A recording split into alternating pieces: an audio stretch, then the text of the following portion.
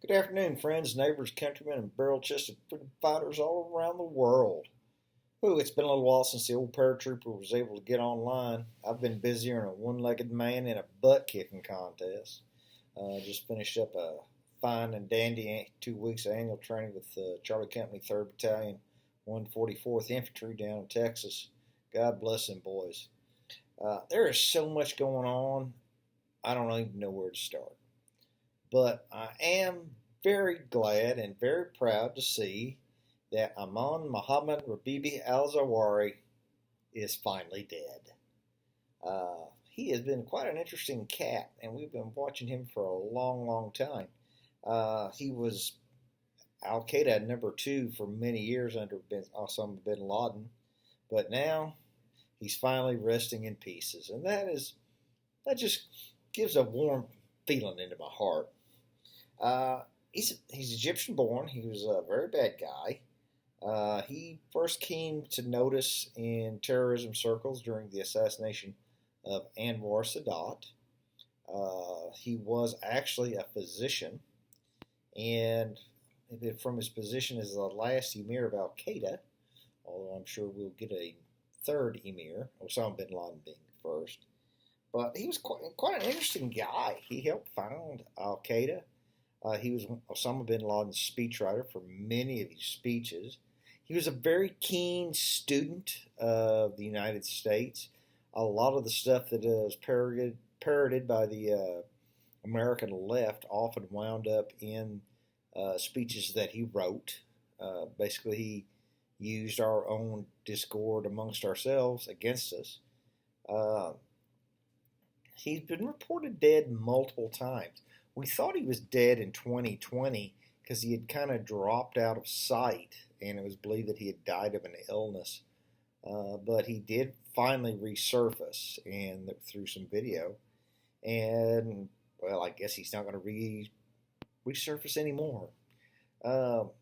One thing he was not a real charismatic leader of Al Qaeda. Osama bin Laden was much more charismatic, and despite being the second emir, I don't really think he was. He was a man behind the throne. He was not. I wouldn't say he was very good on the throne. But man, kudos to the folks that pulled this off. And finally, there is something positive to report under our current regime in Washington and Sleepy Joe Biden. Wow, it's really nice to have a success. Now, but the problem with this success, I mean, it's a great thing to parrot, and it's going to play well going into the midterms. But it's not going to change all that much from all the other just flat out foreign policy disasters that we've bumbled and stumbled to since Trump left office. But you know, the Democrats, they've got to take the wins where they can get them. Now, but correct me if I'm wrong. Wasn't the Department of State and Anthony Blinken, as Secretary of State, wasn't he saying this was a new Taliban? That they weren't going to tolerate terrorism in Afghanistan and terrorist organizations? I seem to recall that conversation several times. I mean, I can definitely remember President Biden talking about how we're going to use our over-the-horizon capability to take out terrorists, and we were going to forge some kind of partnership or something with people who've been trying to kill us for 20-some-odd years. But yeah, if I was the administration, I wouldn't parrot this success very much. Because al-Zawahiri, or as I affectionately refer to him, the Z-Man, he was actually living in a very nice part of Kabul. If you could call Kabul nice, I've actually been there quite a few times. But he was in one of the better sections of Kabul. He was living in a building that I believe was owned by a prominent Taliban official, and he was walking about freely. Of course, I'm sure he had bodyguards as well.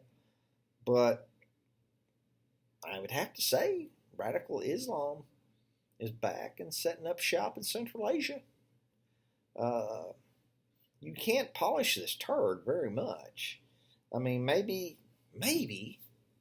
if we'd listened to our generals, who maybe aren't necessarily Patton or Eisenhower's, but they did say if we keep a small residual force of American soldiers, Afghanistan will not tumble into chaos and become a hotbed of radical Islam.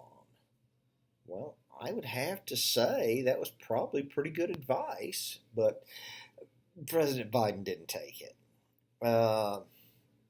And obviously, if the Z-Man was out and about downtown Kabul getting his groove on, then no telling who else is there.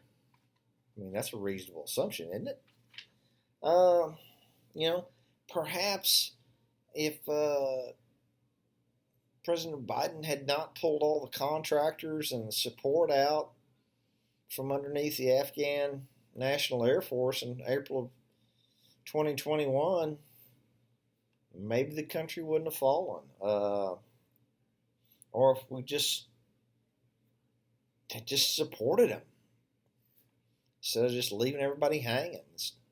Now we have literally thousands of Afghan refugees running around the United States who were not really biometrically identified, and we really don't know who they are, which that's another story for another video. Man, while I am glad to see Z-Man resting in pieces and at room temperature, smoking him is like celebrating a touchdown in a football game where you're getting your butt kicked. But again, kudos to the folks who are staying in the fight and taking it to the bad guys, because there's plenty of bad guys out there. The GWAT, it's not over. We've just moved into another campaign, and it's going to be going on for a long time, because you can't have peace unless both sides want to have peace. And I imagine we will probably see an uptick in radical Islamic activity in the coming months. There had been a lot of uptick in activity. You just weren't hearing it on mainstream news because it was not happening to Americans.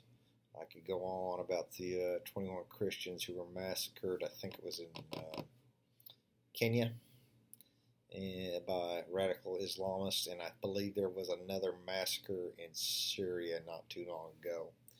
So, look for more action to come out of Central Asia. So, all right, friends, there's a lot more good poop coming down the pipe. Got some more good shows coming up. Got some more good guests. We've got some great tales from Patrol Base coming up. So, in the meantime, watch your six, continue to train, and God bless America.